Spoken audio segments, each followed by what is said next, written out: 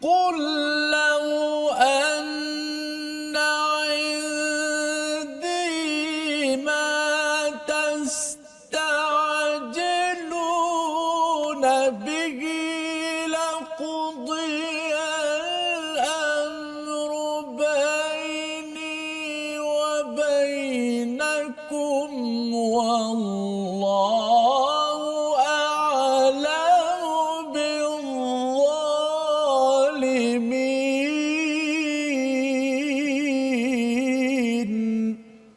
صدق الله. Assalamualaikum warahmatullahi wabarakatuh. Alhamdulillah wassalatu wassalamu ala Rasulillah wa ala alihi wa man wala syada la ilaha illallah syada Muhammadan abduhu wa rasuluh. Allahumma salli ala sayidina Muhammad wa ala alihi wa sahbihi ajma'in. Amma ba'du. Apa khabar tuan-tuan dan puan yang dirahmati Allah sekalian? Kita bersyukur pada Allah Subhanahu wa taala pada hari yang berbahagia ini kita berada untuk sama-sama meneruskan perbincangan dan juga bacaan daripada Al-Quran daripada surah Al-An'am, surah yang penuh dengan peringatan kepada kita untuk mentauhidkan Allah, bagaimana perjuangan Nabi sallallahu alaihi wasallam di Makkahul Mukarramah. Surah Al-An'am ini penuh dengan perjuangan dan perjuangan inilah yang kita ingin lihat dari halaman ke halaman. Pada hari ini kita pada halaman 134 bersama dengan Ustaz Tirmizi Ali. Apa khabar Ustaz? Baik, alhamdulillah. Alhamdulillah Ustaz ya. Kita surah Al-An'am masih lagi. Kita semangat surah Al-An'am ini amat menarik disebabkan mungkin ada yang merasakan ya, saya sendiri pun merasakan surah Al-Baqarah itu panjang, surah An-Nisa ataupun surah Ali Imran itu panjang, nampak sukar. Tetapi sebenarnya kalau kita lihat di antara Makkiyah dan Madaniyah, Makkiyah ini salah satunya surah Al-An'am, perjuangan para sahabat bersama dengan surah ini sebenarnya yang lebih mencabar ialah pada Makkiyah. Pada Makkiyah kerana apa? Kerana ia bercakap tentang tauhid, tentang keesaan kepada Allah Subhanahu Wa Taala. Jadi kita nak belajar pada hari ini, jangan lupa untuk share di Facebook masing-masing, tuan-tuan dan puan, adik-adik yang berada di depan kaca TV di Facebook, dan sama-sama kita mulakan majlis kita pada hari ini dengan Ummul Quran Al-Fatihah dipimpin oleh Ustaz Tirmizi. أعوذ بالله من الشيطان الرجيم. بسم الله الرحمن الرحيم. الحمد لله رب العالمين. الرحمن الرحيم. مالك يوم الدين. إياك نعبد وإياك نستعين. اهدنا الصراط المستقيم. صراط الذين أنعمت عليهم غير المغضوب عليهم ولا الضالين.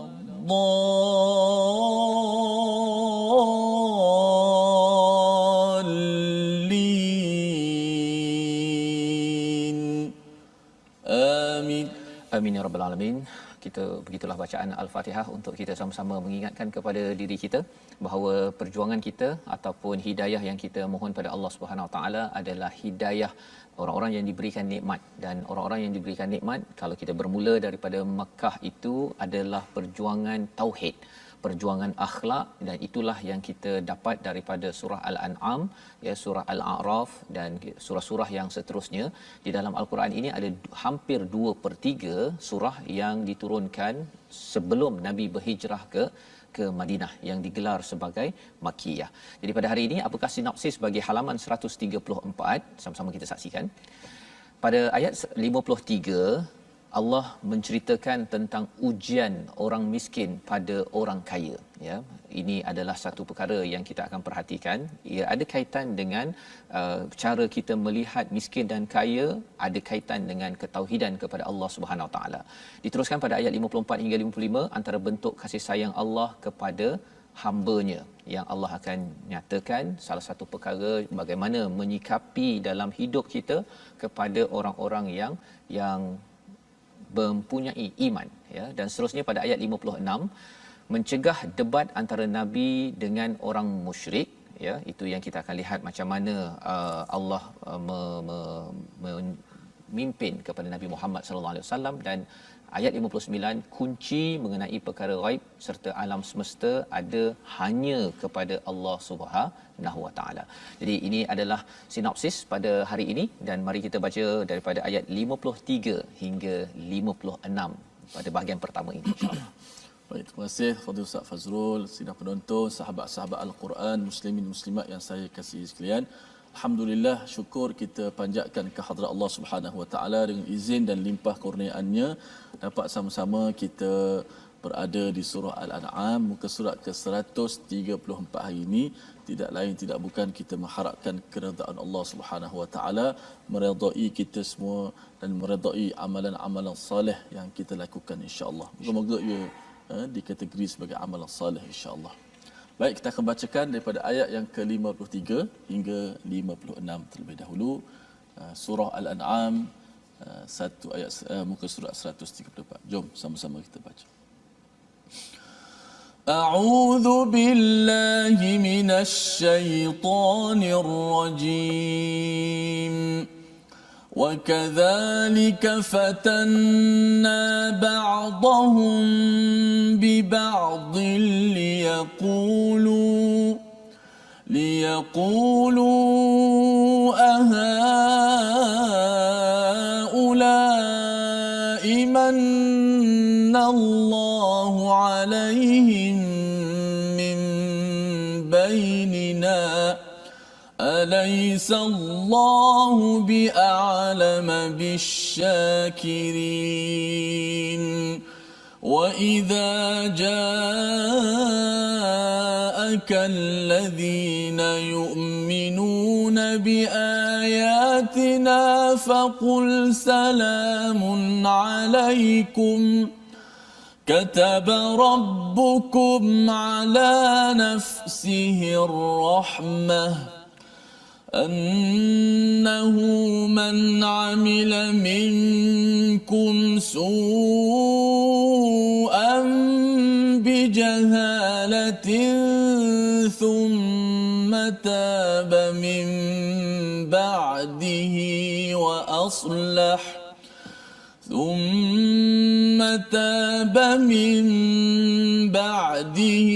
وأصلح فأنه غفور رحيم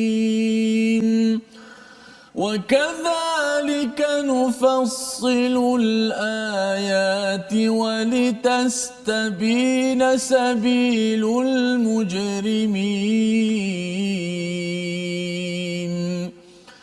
قل إني نهيت أن أعبد الذين تدعون من دون الله قل لا أتبع أهواءكم قد ضللت إذا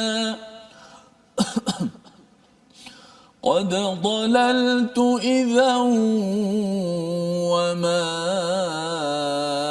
أنا من المهتدين.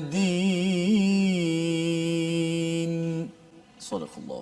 Surah Al-Azim, itulah bacaan daripada ayat 53 hingga 56. Surah Makkiyah ini banyak menceritakan tentang iman, dan apakah peranan iman dalam kehidupan kita, tuan-tuan sekalian, ialah bila kita membaca surah-surah Makkiyah yang banyak berkaitan dengan iman ini, ia menguatkan motivasi kita, ia menguatkan semangat kita. Dan inilah yang Allah nyatakan pada ayat 53, demikianlah kami telah menguji sebahagian daripada mereka dengan sebahagian yang lain agar mereka berkata, orang-orang seperti inikah di antara kita yang diberi anugerah oleh Allah Subhanahu Wa Taala. Apa yang berlaku di Mekah itu, ini kalau kita perasan, surah Al-An'am ini turun sekitar tahun 11-12 kenabian Nabi. Jadi ini adalah di fasa hujung Nabi, komplot dibuat oleh musyrik untuk menghapuskan Nabi Muhammad sallallahu alaihi wasallam, menghapuskan sahabat. Dan ini zaman yang amat-amat dahsyat, penuh dengan tragedi. Dan apakah yang berlaku? mereka merasakan bahawa orang-orang Islam ini adalah orang-orang yang tidak kelas, tidak setara dengan mereka. Apa yang mereka cakap, ya, ahaula imanallahu alaihim min bainina, ya, ini ke orang yang Allah dah beri anugerah. Dia nak ceritakan apa pasal mereka ni adalah golongan elit, mereka ni berpengaruh, hartawan, di kalangan pemimpin di Mekah. Jadi mereka merasakan bahawa ini Bilal, ini orang-orang biasa-biasa, ini orang miskin, ya. Walaupun ada Abu Bakar, tetapi kumpulan seperti Abu Bakar yang beriman, yang kaya, tidak ramai, ya. Ramai yang beriman yang mengikut Nabi pada awalnya itu adalah di kalangan orang-orang biasa, orang-orang miskin. Jadi Allah menyatakan di hujung itu, alaisallahu bi'a'lama bisyakirin, tidakkah Allah lebih mengetahui tentang mereka yang bersyukur kepadanya. Jadi apakah cara kita melihat yang Allah beritahu di sini, ialah Allah mengingatkan pada musyrik, kepada kita juga, iaitu Allah lebih mengetahui siapa yang bersyukur. Bukan orang kaya, bukan orang miskin, bukan orang yang memimpin, bukan yang dipimpin. Yang Allah angkat, yang Allah hargai adalah di kalangan orang yang bersyukur. Jadi inilah kisah yang kita boleh belajar kalau kita baca lagi Al-Quran dalam kaum Nuh pun sama juga.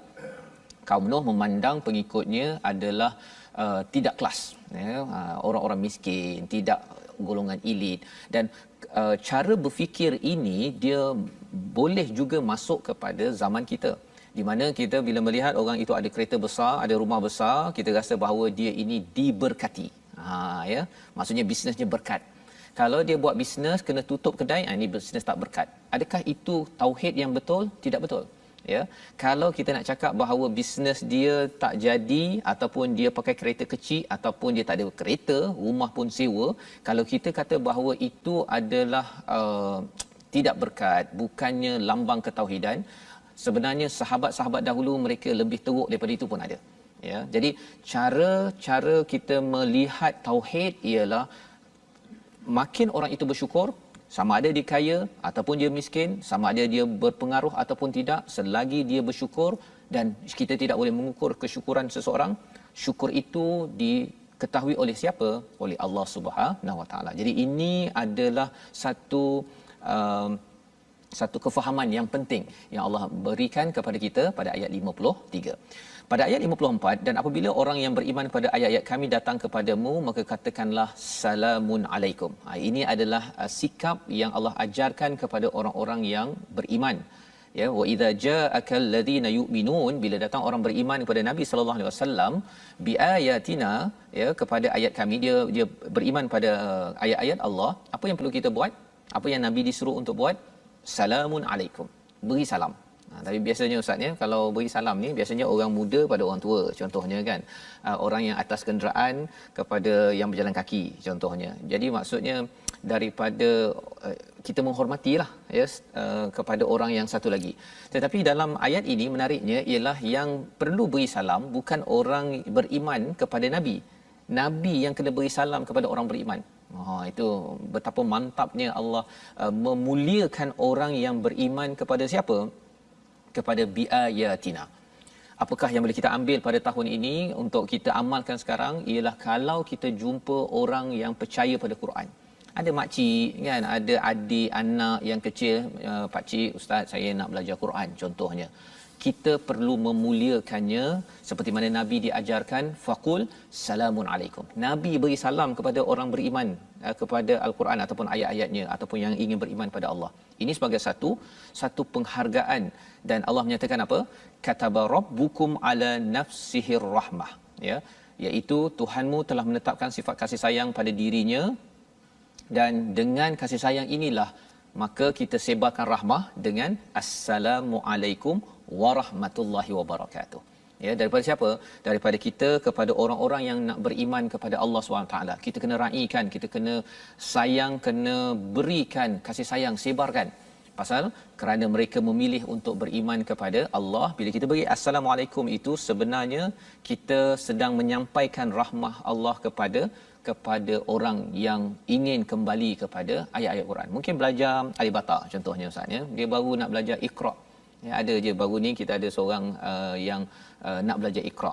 Jadi bila dia nak belajar Iqra, memang kita kena assalamualaikum. Raikan ya, tuan-tuan pun sama, anak nak belajar ke assalamualaikum. Maksudnya kita sebarkan rahmah. Innahu man amila minkum su am bi jahalatin thumma taba min ba'dihi wa aslaha fa annahu ghafurur rahim. Bahagian hujung ayat 54 ini amat menarik ya, kerana apa? Kerana Allah menyatakan tanda Allah rahmah ini selain daripada assalamualaikum kita beri, Allah menawarkan apa? Barang siapa berbuat kejahatan di antara kamu kerana kejahilan, kemudian dia bertaubat setelah itu dan memperbaiki dirinya, maka dia Maha Pengampun lagi Maha Penyayang. Inilah mesej tauhid, betapa Allah ini penyayang yang perlu disebarkan. Apa maksud bahagian kedua ayat tersebut, ayat 54? Siapa yang pernah melakukan perkara buruk bijahalah. Apa maksud bijahalah? Dia terpengaruh. Jahal itu maksudnya bodoh, tetapi lebih daripada itu, jahil ini bukan sekadar intelektual tak tahu. Kadang-kadang tahu tetapi dari segi perasaan, dengki, dia mungkin iri hati, mungkin dia mengikut kepada hawa nafsu, itu juga digelar, itu maksud jahil. Maka kalau orang buat silap, ya, pasal ada orang ustaz ya, dia belajar agama, belajar Quran tapi masih lagi buat silap, sebenarnya dia masih jahil. Jahil apa? Jahil tauhid kepada Allah SWT. Pasal kalau dia jelas Allah ini siapa, dia tidak akan berbuat su'.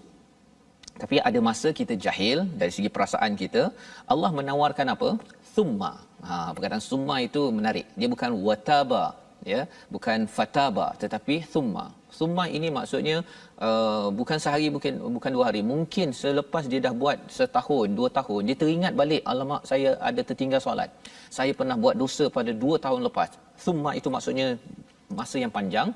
Tetapi kalau dia bertaubat kepada Allah selepas itu dan juga wa aslaha, membaiki dirinya, Allah kata Allah tetap pengampun, Allah tetap penyayang. Ini mesej tauhid, kefahaman kita. Kita tidak akan rasa bahawa saya down, saya ni orang jahat, saya tidak ada peluang untuk kembali pada Allah. Padahal Allah menawarkan perkara ini. Mengapa? Kerana ayat 55 itu yang menarik untuk kita beri perhatian. Sekali lagi kalau Ustaz Tirmizi boleh membacakan ayat 55 tersebut. Baik, saya akan bacakan ayat 55, bagaimana kita lihat keluasan keampunan daripada Allah Subhanahu Wa Taala. Walaupun sebesar mana dosa kita, bila kita minta ampun kepada Allah, thumma tadi ya, maksud dia jarak yang lama. Kadang-kadang mungkin kita lupa dosa kita dan sebagainya. Kita minta ampun, taubat, Allah Taala kata aku ni Maha Pengampun sangat. Masya-Allah. Semua berpeluang kembali kepada Allah Subhanahu Wa Taala, tak kira siapa. Ayat 55. Auzubillahi minasyaitanir rajim. Wa kadzalika nufassilul ayati wa litastabina sabilul mujrimin. Sadaqallahul azim. Sadaqallahul azim. Dan demikianlah kami terangkan ayat-ayat Al-Quran agar terlihat jelas jalan orang yang soleh dan agar terlihat jelas pula jalan orang-orang yang berdosa. Jadi Allah menerangkan tadi beberapa perkara ya. Salah satunya pada ayat 54 itu tentang sikap apabila kita berhadapan dengan orang-orang yang beriman pada Allah SWT, kita perlu muliakan. Assalamualaikum kita berikan kerana itu tanda kita sedang menebarkan rahmah.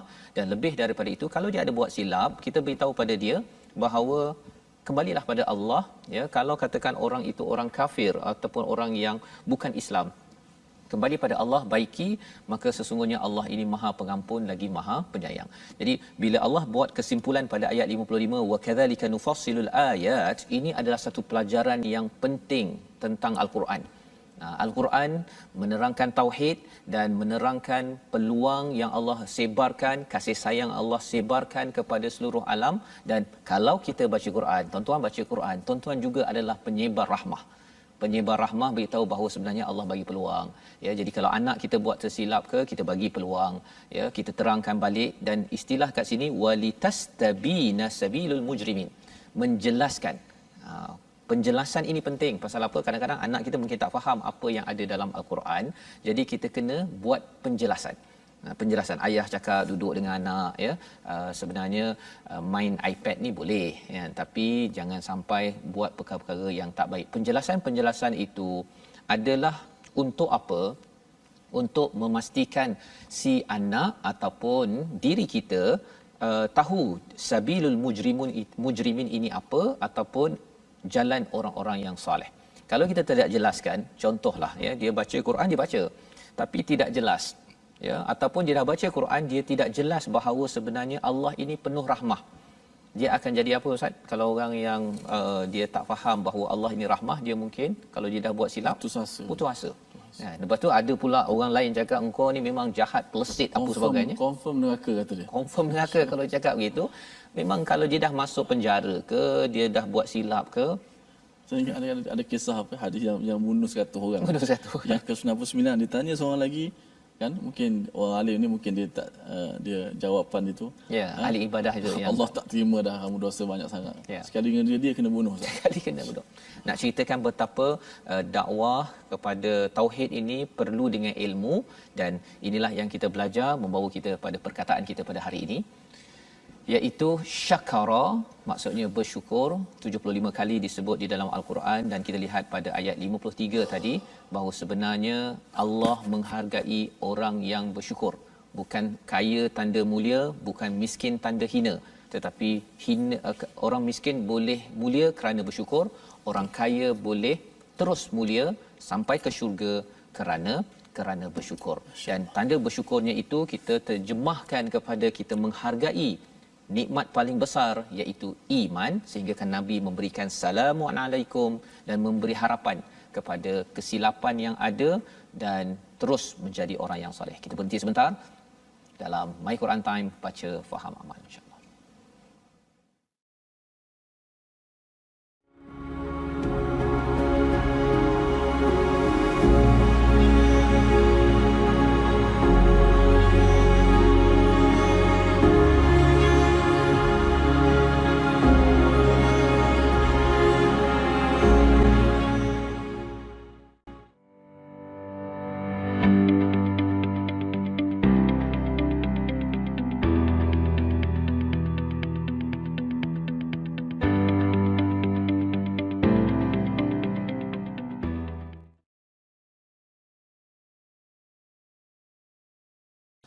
Kata para ulama, orang-orang yang bersyukur itu ia seolah-olah sedang mengikat nikmat yang sedia ada dan memburu pula nikmat yang akan datang.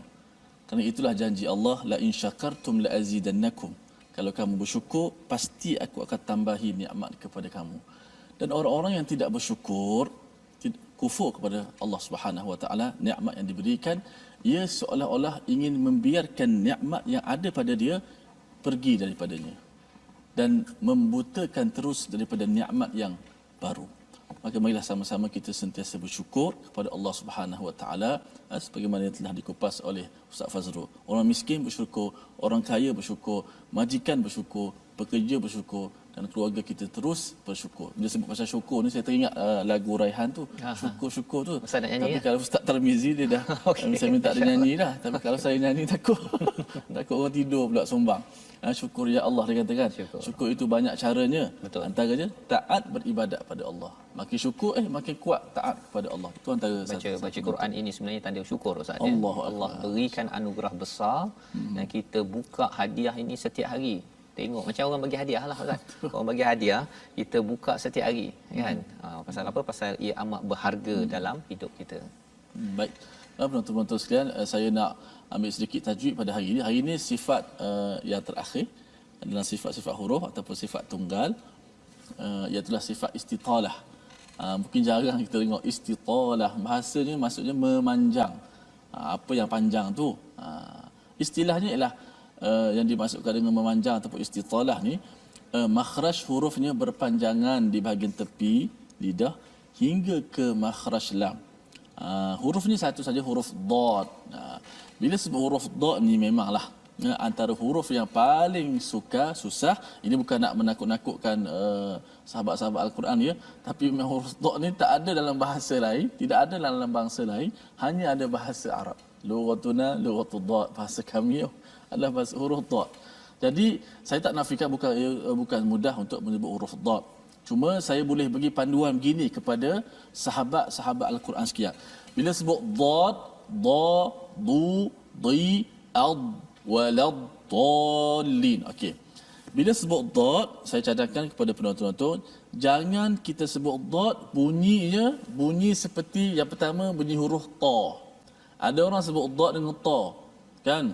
Wala ta, oh bunyi ta lin pula, tak boleh ta. Yang pertama. Yang kedua, jangan bunyikan dot bunyinya seakan ataupun seperti huruf dha. Huruf dha. Ada sebahagian menyebut wala dha pula huruf dha. Jangan.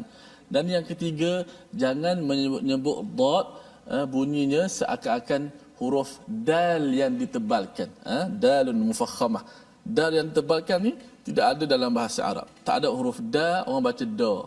Tapi ramai juga di kalangan masyarakat kita, bila saya test talakian anak murid saya yang belajar secara online ni, bila sebut dot ni disebut walado, walado. Dia ambil dal yang tebalkan. Sebab apa disebut walada? Kerana dia hanya memfokuskan dot itu pada hujung lidah.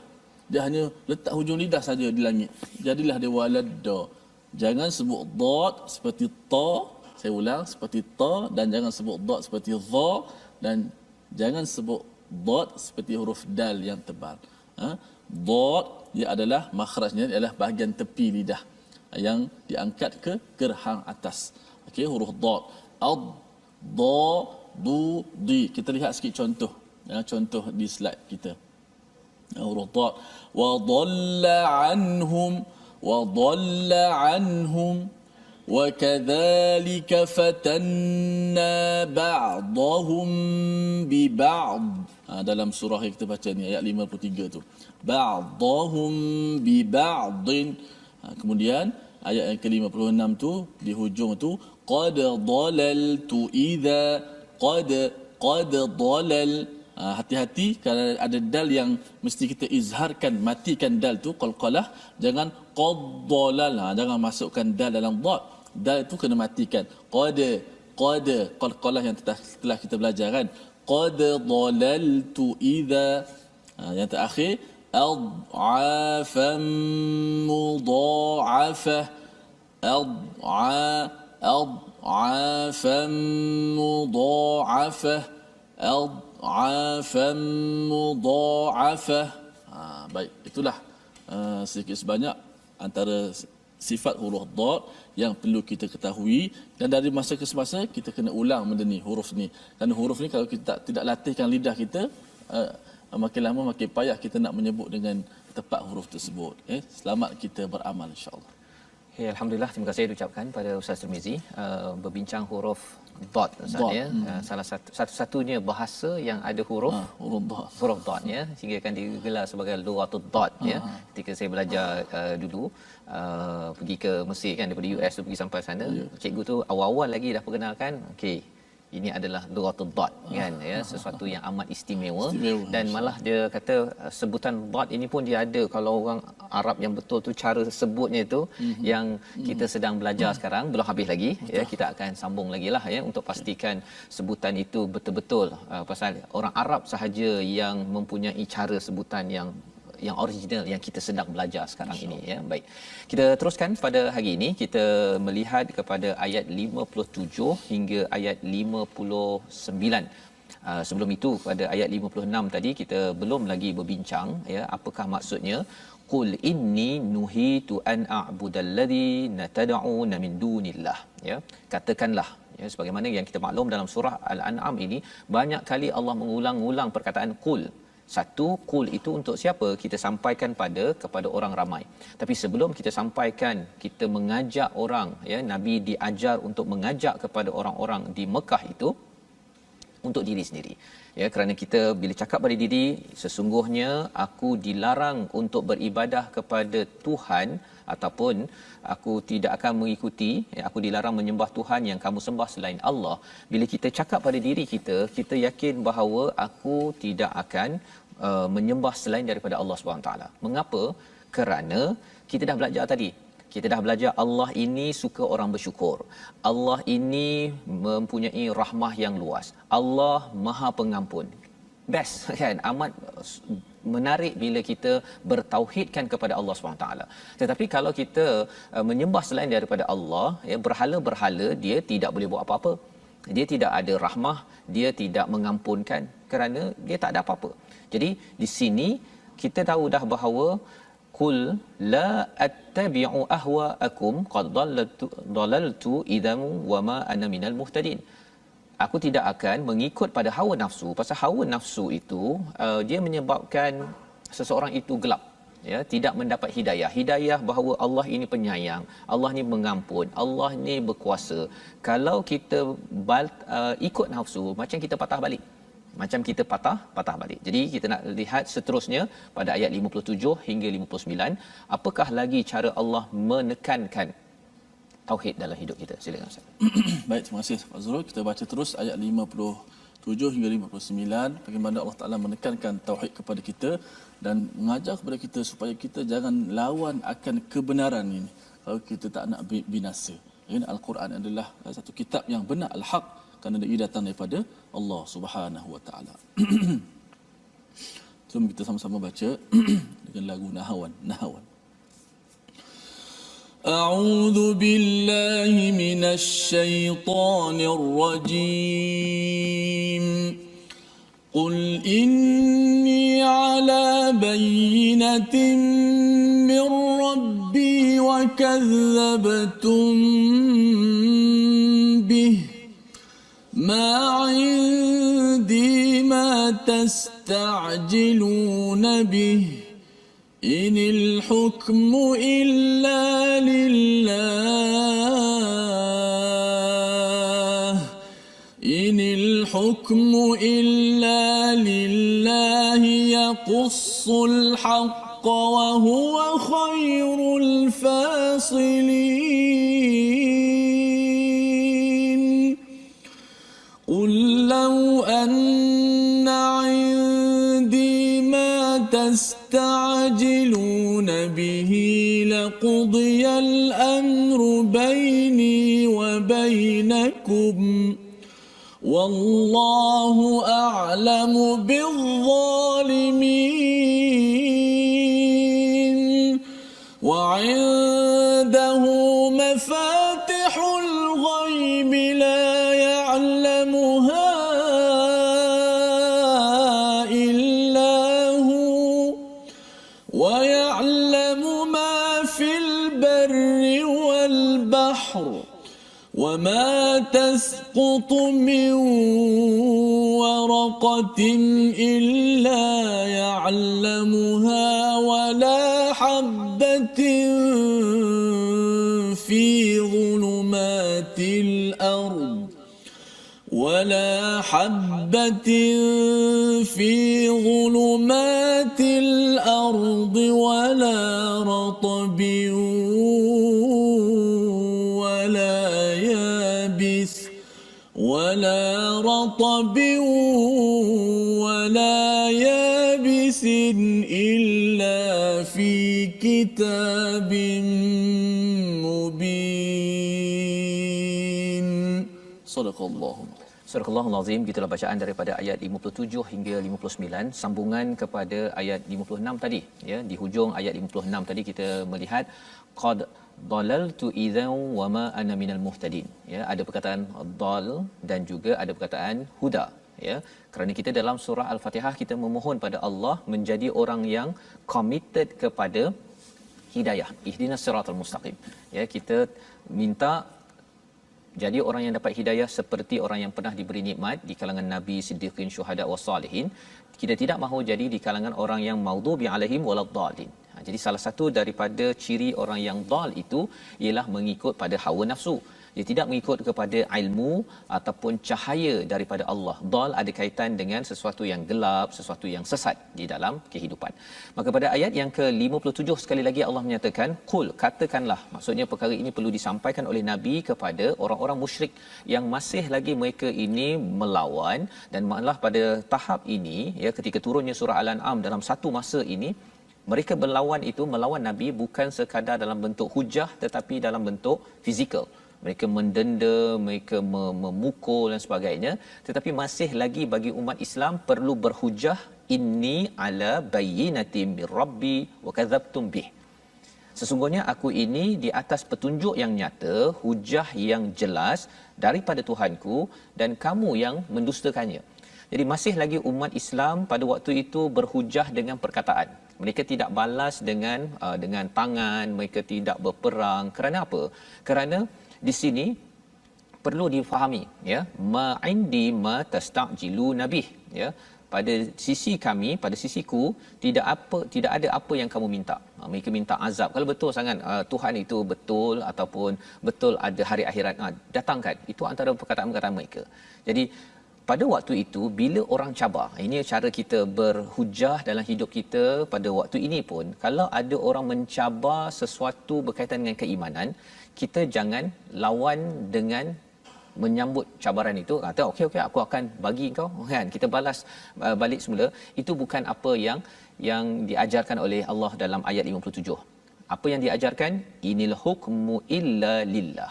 Hukum ataupun nak menentukan azab kepada sesuatu kaum itu hanyalah milik Allah, yaqussul haq, dia menerangkan yang benar, wa huwa khairul fasilin, dan Allah lah yang membuat keputusan. Kalau katakan kita sendiri ustaz, ya, nak balas kepada seseorang, rasanya kalau orang tumbuk, kita memang nak tumbuk terus, ya. Tetapi itu bukan yang diajarkan oleh Allah, ya. Malah ditekan lagi pada ayat yang ke-58, qul, sekali lagi, lau anna indi, kalaulah padaku ini apa yang kamu inginkan, yang mereka minta azab, minta tunjuk itu ini apa sebagainya, laqudiyal amr. Laqudiyal amr ini maksudnya apa? Tentu telah diputuskan urusan. Maksudnya manusia dia akan terus balas dia, terus azab saja. Baini wa bainakum wallahu a'lamu bizzalimin. Tetapi sebenarnya yang tahu siapa yang zalim sebenar-benarnya adalah Allah, hanya Allah. Bukan manusia, bukan Nabi Muhammad pun. Contohnya Abu Sufyan. Abu Sufyan itu memang menentang Nabi di Mekah, ustaz, ya. Tetapi Allah tak bagi dia. Allah bagi peluang lagi tadi yang Allah cakap tadi. Allah ni Maha Penyayang, summa taba min ba'dihi wa aslaha fa innahu ghafurur rahim, ayat 54. Jadi Allah yang Maha Rahmah bagi peluang pada Abu Sufyan, bagi peluang, dan rupanya ketika peristiwa Fathu Mekah, ketika Nabi dah patah balik ke Mekah itu, Abu Sufyan adalah orang yang masuk Islam, dan siapa yang berlindung di rumah Abu Sufyan akan selamat. Itu perkataan Nabi sallallahu alaihi wasallam. Cuba bayangkanlah kalau katakan sahabat ada yang dapat kekuasaan untuk balas kepada orang musyrik, ya, sudah tentu rasanya Mekah tu tak ada, ustaz. Rasanya kalau mereka lawan dah embargo, tak nak berjual beli sampai makan kepada daun-daun kayu, itu memang tak tahannya. Ada yang kena sula, ada yang kena sebat dengan batu di atas ni. Kalau ikutkanlah, ya, manusia, kapasiti manusia, kalau dia ada kemampuan untuk balas balik, rasanya Mekah tu dah habis dah, dan kita tak berjumpa Kaabah. Tetapi kerana Allah yang mengetahui orang yang zalim, apa kaitan dengan kita pada waktu ini? Kadang-kadang kita ada orang yang buat sesuatu dengan kita, ustaz, ya. Kaedah daripada ayat ini, jangan cepat-cepat untuk tastajilu nabi, membalas balik dengan dengan hukuman, ya. Pasal di sini ayat 57 tu, inil hukmu illa lillah. Jadi bila kita jelas perkara ini, tauhid menyebabkan kita serahkan hukuman pada Allah. Tugas kita mengajak. Ya, tugas kita adalah mengajak sebaik mungkin, dan kalau ada orang degil lagi, kita banyakkan berdoa kepada Allah Subhanahu Wa Taala. Dan ayat 59 itu Allah bercerita tentang bagaimana kekuasaan Allah Subhanahu Wa Taala. Ya, sekali lagi kita mungkin nak baca ayat 59 ini untuk kita jelas bahawa kalau katakan dalam hidup kita ni rasa kita down dengan ada orang yang mengacau kita, ataupun kita down dengan ujian yang ada, kita down dengan COVID-19 contohnya memberi kesan yang pelbagai, kita kena ingat bahawa segala perkara itu ada ilmunya di sisi Allah. Kita baca daripada ayat 59 sekali lagi, insya-Allah.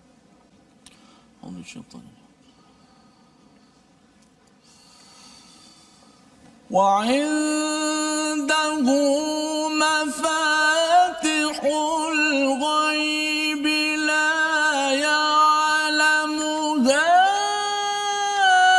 إلا هو ويعلم ما في البر والبحر وما تسقط من ورقة إلا يعلمها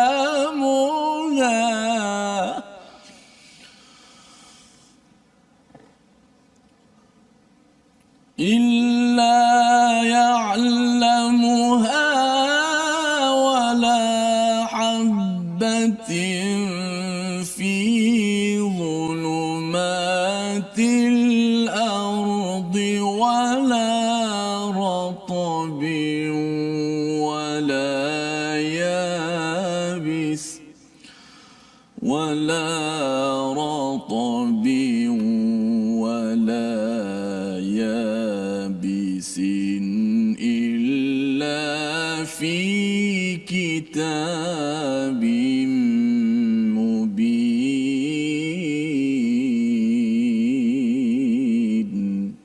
صدق الله.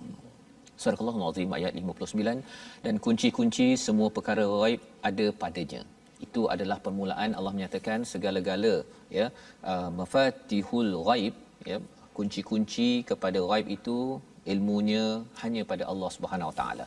Apa kepentingan kita mengetahui perkara ini? Kita tahu kalau katakan Allah yang memegang kunci-kunci ini, maksudnya Allah lah yang menguasai segala-galanya.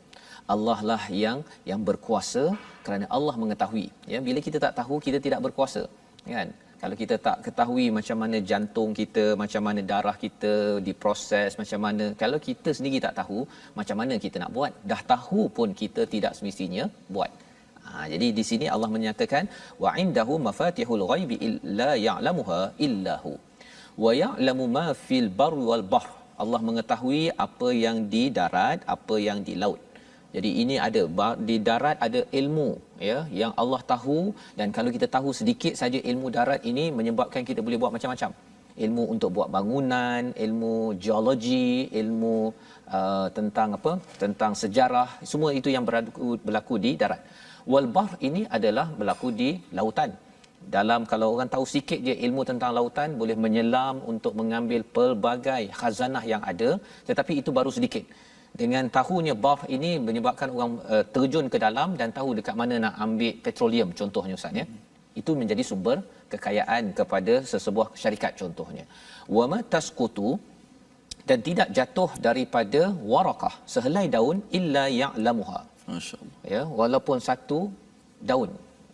Ya, mungkin kita rasa macam daun jatuh buat apa? Kan? Sebenarnya bila daun jatuh itu itu lambang kepada apa? Lambang kepada musim yang berbeza. Kalau kita berada di tempat 4 musim, Ustaz, ya. Tapi kalau kita di dalam di Malaysia contohnya, warakah yang jatuh ini tanda bahawa mungkin pokok itu terlampau panas, ataupun itu tandanya bahawa ia sudah tua, dan semua itu bagi sesetengah individu dia dapat daun jatuh, daripada daun saja boleh buat biofuel, boleh buat ganti kepada petroleum, ya. Jadi bagi orang yang tengok sahaja daun jatuh tak ada makna, tapi bila dia tengok daun ini boleh jadi sumber kepada kekayaan, sebenarnya semua itu adalah milik daripada Allah SWT. Wala habbatin fi zulumatil ard, tidak ada sebutir pun dalam gelap malam di atas darat, juga diketahui oleh Allah SWT. Wala ratbin, sesuatu yang basah, wala yabisin, sesuatu yang kering. Mungkin ada yang kata apa pentingnya basah dengan kering, kan? Tapi kalau katakan buah, contohnya Ustaz, ya, kalau dia dah kering kat atas pokok, bila dia jatuh saja, lepas tu dia boleh menghasilkan pokok yang seterusnya. Kalau katakan yang basah, boleh buah mangga boleh makan, contohnya. Jadi semua itu bagi orang yang betul-betul perhatikan, tuan-tuan, adik-adik ataupun yang belajar universiti, profesor, ambil masa untuk lihat satu-satu perkataan ini. Kerana apa?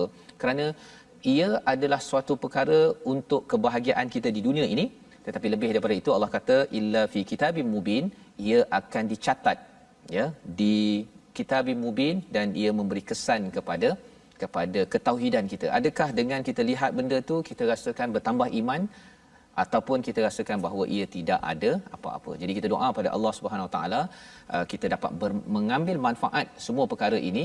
Situasi yang kita ingin lihat daripada halaman 134 kita saksikan, iaitu bagaimana tuan-tuan membaca Al-Quran, ya, dengan Quran Time ini sebenarnya menyebabkan kita dapat memahami. Kita tak terkejut, tak terkejut seperti gambar kiri kanan atas yang tepi-tepi tu, ya. Pasal yang tepi-tepi itu adalah kesan bila seseorang itu tidak memahami fasal pelajaran-pelajaran yang ada di dalam Al-Quran. Tetapi kalau kita faham Al-Quran, kesannya ialah kita relax, kita tenang, bahawa sebenarnya semua kuasa adalah milik daripada Allah SWT. Membawa pada resolusi kita, bersyukur dengan apa yang ada, sama ada miskin ataupun kaya. Yang kedua, segera bertaubat apabila membuat kesilapan ataupun kesilapan dosa. Dan tiga, tidak kompromi dalam hal yang menyentuh bab akidah. Kita doa bersama Ustaz Tirmizi. Bismillahirrahmanirrahim. Alhamdulillahirabbil alamin wassalatu wassalamu ala asyrafil anbiya'i wal mursalin wa ala alihi wa sahbihi ajma'in. Ya Allah, ya Tuhan kami, Kau jauhkanlah daripada kami akan kekufuran, ya Allah. Ya Allah, jauhkanlah kami daripada kami kefakiran yang membinasakan kami, ya Allah. Ya Allah, jadikanlah kami orang-orang yang sentiasa bersyukur, ya Allah. Tambahkanlah kepada kami nikmat, ya Allah. Tambahkanlah keberkatan kepada keluarga kami, ya Allah. Ya Allah, berilah keberkatan kepada bisnes kami, ya Allah. Ya Allah, berilah keberkatan kepada pekerjaan kami, ya Allah. Ya Allah, berilah keberkatan kepada zuriat keturunan kami, ya Allah. Ya Allah, berilah keberkatan kepada ilmu kami, ya Allah. Berikanlah ilmu yang bermanfaat kepada kami semua, ya Allah. Amin ya rabbal alamin. Amin ya rabbal alamin. Moga Allah berikan keberkatan kepada kita Ustaz, ya. Dengan kita selalu bersyukur kepada Allah, inilah yang kita ingin sebarkan dalam tabung gerakan Al-Quran, membina generasi bersyukur. Bagaimana caranya kita membuat program berasaskan Al-Quran? Tuan-tuan boleh menyumbang, menyokong kepada usaha ini. Moga-moga dengan sumbangan tuan-tuan ini akan menyebabkan masyarakat lebih sedar tentang luasnya rahmat Allah dan perlu bergabung, bergantung, memahami Al-Quran. InsyaAllah kita bertemu lagi pada jam 5 petang, pada jam 10 malam dan 6 pagi. Rancangan ini yang dibawakan oleh Mufaz mengharapkan, mendoakan tuan-tuan terus bersama Al-Quran setiap masa. My Quran Time, baca, faham, amal, insyaAllah.